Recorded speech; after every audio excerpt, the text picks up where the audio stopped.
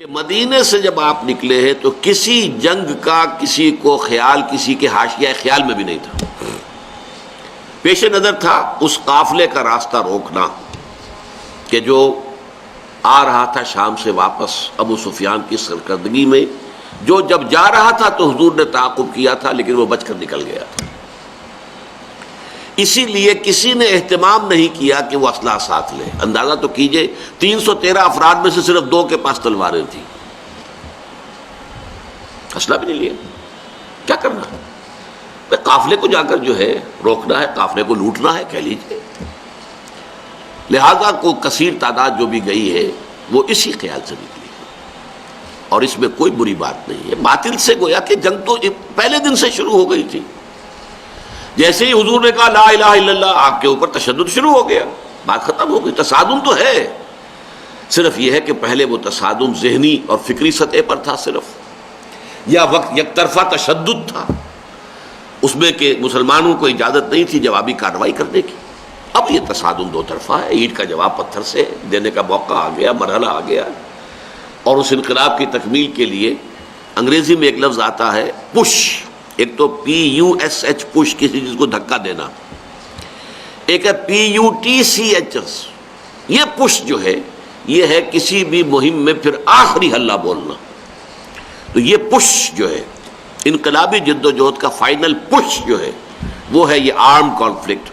اور اس کا بھی آغاز اس ایکٹیو ریزسٹنس کے نتیجے میں جو حضور نے 1 سال تک جاری رکھا، اس کے نتیجے میں یہ 1000 کی فوج نکلی.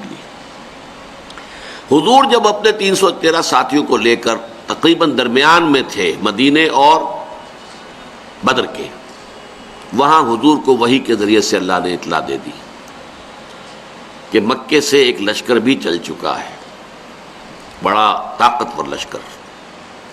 اور ساتھ ہی اے محمد صلی اللہ علیہ وسلم، ہمارا وعدہ ہے کہ ایک تو وہ جو اوپر سے قافلہ آ رہا ہے شمال سے، اور ایک جو جنوب سے آ رہا ہے لشکر، ان 2 میں سے ایک پر ہم ضرور مسلمانوں کو فتح دے دیں گے.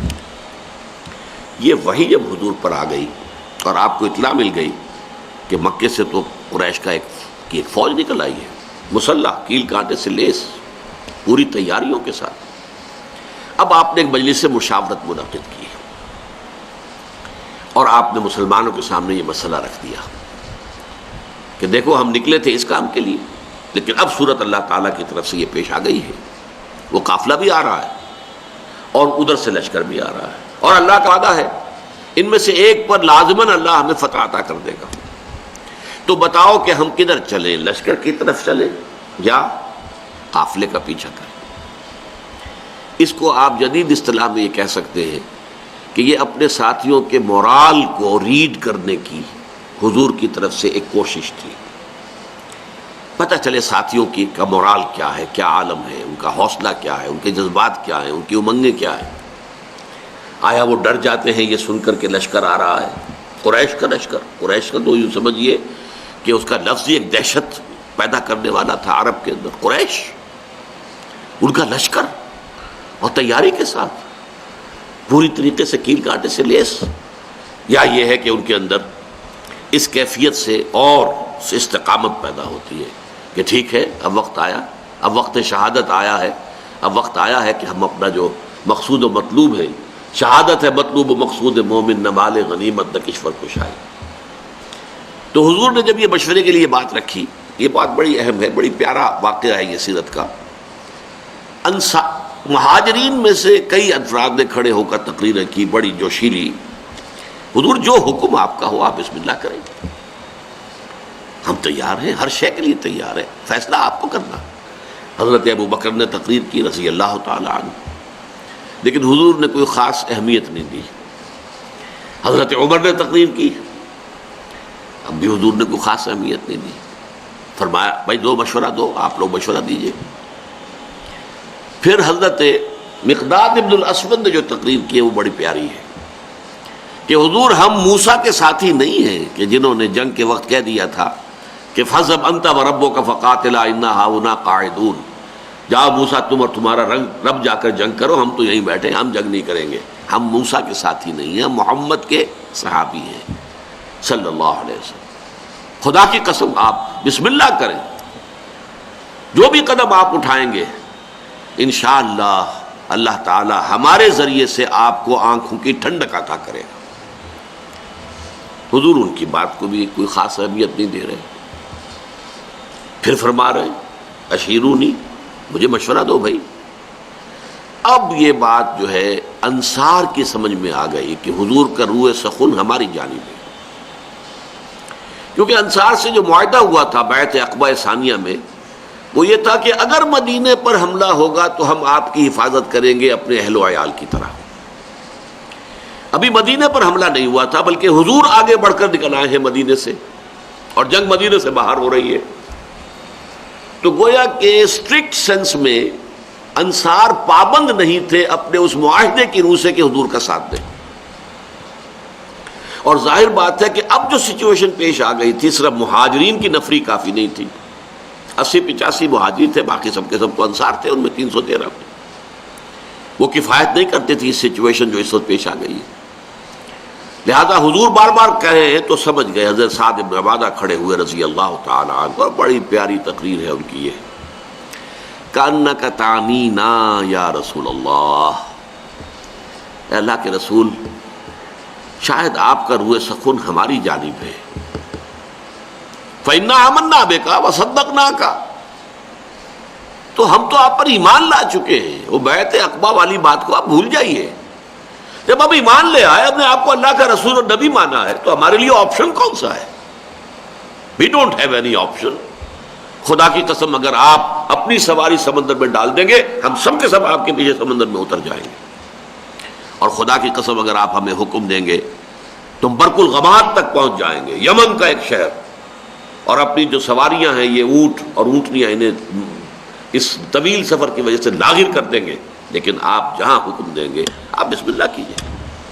اس پر آتا ہے کہ حضور کا چہرہ کھل اٹھا، خوشی کے اور بشاشت کے آثار، کہ یہ جو جماعت میں نے تیار کی ہے اتنی محنت سے، دعوت اور تربیت اور تنظیم کے مراحل جو میں گزار کے لایا ہوں، یہ جماعت اب تیار ہے فی الواقع اس آخری مرحلے میں داخل ہونے کے لیے، اب ہم پوری طریقے سے فٹ ہیں۔ اس پر آپ کے چہرے پر بشاشت آئی۔ اس کے بعد آپ نے کہا تو چلو پھر بدر کی طرف۔ اب یہ میں آپ سے عرض کر چکا ہوں کہ وہ قافلہ تو بدر کی وادی میں داخل ہی نہیں ہوا، ابو سفیان اس کو لے کر پہاڑی سلسلے کے ادھر مغرب کی طرف سے ہوتے ہوئے ساحل سمندر کے ساتھ ساتھ لمبا سفر کر کے بچ کے نکل گئے۔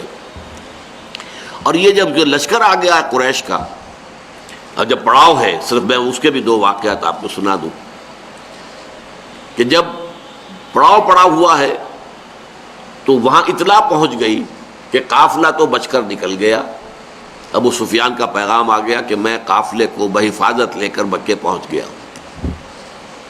اب یہاں سوال پیدا ہوا پھر وہی ہاکس اینڈ ڈوز کا معاملہ۔ ڈوز نے یہ سوچا کہ اب خوریزی کاہے کے لیے، ہم تو نکلے تھے اپنے قافلے کی حفاظت کے لیے، قافلہ تو پہنچ گیا۔ لیکن جو ہاکس تھے ان کو تو سمجھ میں یہ آیا کہ یہ تو ہمیں موقع مل گیا، گاڈ گیون اپارچونٹی، یہ ڈوز ہماری بات چلنے نہیں دے رہے تھے، اب جو ہے اب ہم یہاں تک پہنچ گئے ہیں، مدینہ یہاں سے صرف 80 میل دور ہے، ہم کہاں سے کہاں تک ہو کر یہاں پہنچ گئے ہیں، تو اب تو موقع ہے، اب یہاں سے واپس جانے کا کیا سوال۔ حضرت حکیم بن حزام رضی اللہ تعالی عنہ اس وقت تک ابھی ایمان نہیں لائے تھے، وہ گئے عتبہ کے پاس۔ کیا عتبہ؟ دیکھیے ہمارا جو وہ قافلہ تھا وہ تو بچ کے جا چکا ہے، اب یہ خامخواہ کی خوریزی اور جنگ کاہے کے لیے؟ آپ کی حیثیت یہ ہے قریش کے ہاں کہ اگر آپ اس کو روکنا چاہیں تو جنگ اب بھی رک سکتی ہے۔ اس نے بھی کہا ٹھیک ہے، بات تو تمہاری صحیح ہے، اچھا چلو چلتے ہیں ابو جہل کے پاس، وہ he was the chief of the ہاکس۔ وہاں جا کر بات کی، اور وہ شخص جو تھا پھر اس نے پینترا بدلا، تانا دیا عتبہ کو۔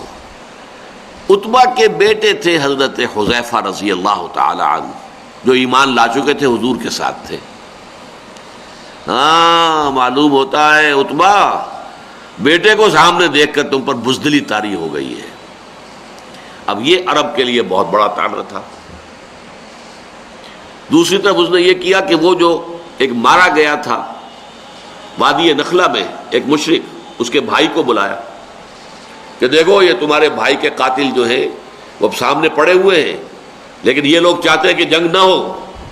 اس نے فوراً کپڑے پھاڑے، وہاں کا جو ان کا ایک قبائلی رواج تھا، چیخنا چلانا شروع کیا، اپنے اس مقتول بھائی کا نام لے کر کے اس کا انتقام، اس کا قصاص لے کر جائیں گے، واپس نہیں جائیں گے واپس یہاں سے۔ عتبہ نے بھی اس طعنے کا جواب دیا کہ یہ صبح معلوم ہوگا کہ کون کاورڈ ہے، کون بزدل ہے۔ ظاہر بات ہے کہ عتبہ کو یہ بات کھا گئی، وہ چونکہ نسبتاً شریف النفس لوگوں میں سے تھا، یعنی عمر کے اعتبار سے بھی بزرگ، ویسے بھی تباہیں ہیں ہر ایک کی، جیسے کہ وہ شعر ہے کہ نہ ہر زن زنست و نہ ہر مرد مرد، خدا پنج انگوش یکساں نہ کر۔ نہ اہل ایمان میں سے سب ایک درجے کے تھے، برابر کے تھے، نہ کفار میں سب ایک درجے کے تھے۔ کافروں میں انتہائی سخت معاند بھی تھے، اور کافروں میں وہ شخص بھی تھا جنہوں نے حضور کو پناہ دی تھی، جبکہ آپ طائف سے آئے ہیں مایوس لوٹ کر، وہ بھی کافر ہی تھا، مشرک تھا۔ اور ظاہر بات ہے کہ ابو طالب بھی تو کفر ہی کی حالت میں دنیا سے گئے ہیں، لیکن حضور کی مدد کرتے رہے، آپ کو سہارا دیتے رہے۔ تو ہر طرح کے لوگ ہوتے ہیں۔ تو عتبہ در حقیقت ان میں سے شریف النفس لوگوں میں سے تھا، لیکن شریف آدمی کو پھر یہ تانا بھی کھا جاتا ہے بری طرح۔ تو اس نے کہا اچھا یہ تو کل صبح پھر فیصلہ ہوگا کہ بزدل کون ہے۔ نتیجہ یہ ہوا ہے کہ پھر اگلے دن سب سے پہلے عتبہ میدان میں آیا۔ یہ اس تانے کا نتیجہ، اپنے بھائی شیبہ بن ربیعہ کو بھی ساتھ لیا، اپنے بیٹے ولید بن عتبہ، حضرت حذیفہ کا چھوٹا بھائی۔ اب بڑا بھائی حضور کے ساتھ ہے، چھوٹا بھائی یہاں مقابلے میں آیا۔ یہ نکلے جیسے کہ پرانے زمانے میں رواج تھا، مبارزت، چیلنج کیا، آئے کوئی ہمارے مقابلے میں۔ ادھر سے 3 انصاری صحابی نکلے، انہوں نے پوچھا کون ہے آپ لوگ، ڈسکلوز یور آئیڈینٹی۔ انہوں نے بتایا ہم انصار میں سے ہیں۔ کہ نہیں نہیں، تم سے ہم جنگ کرنے آئے ہی نہیں ہیں، ہماری شان سے فروتر ہے کہ ہم یہ کاشتکاروں سے جنگ کریں۔ تانا دیا کہ مدینے کے لوگ تو کاشتکار لوگ ہیں، ہمارے مد مقابل بھیجو محمد صلی اللہ علیہ وسلم جو ہمارے قابلے کے ہوں۔ حضور نے ان تینوں کو اشارہ کیا واپس آ جاؤ۔ اب حضرت حذیفہ نکلنے لگے باپ کے مقابلے کے لیے، حضور نے روک دیا۔ حضور کی شفقت و رحمت نے اسے گوارا نہ کیا کہ باپ بیٹے کے مقابلے میں آئے اور بیٹا باپ کے مقابلے میں آئے۔ لیکن پھر بہرحال 3 نکلے، حضرت حمزہ عتبہ کے مد مقابل، حضرت علی اور حضرت حارثہ ابن عبد المطلب۔ آپ یہ بن مطلب، عبد المطلب نہیں، یہ 3 قرشی نکلے۔ ہاں انہوں نے جب بتایا کہ ہاں ٹھیک ہے اب ہمارے مقابلہ جو ہے برابر کی چوٹ کا ہے۔ بہرحال نتیجہ کیا نکلا کہ تینوں کو واصل جہنم کیا۔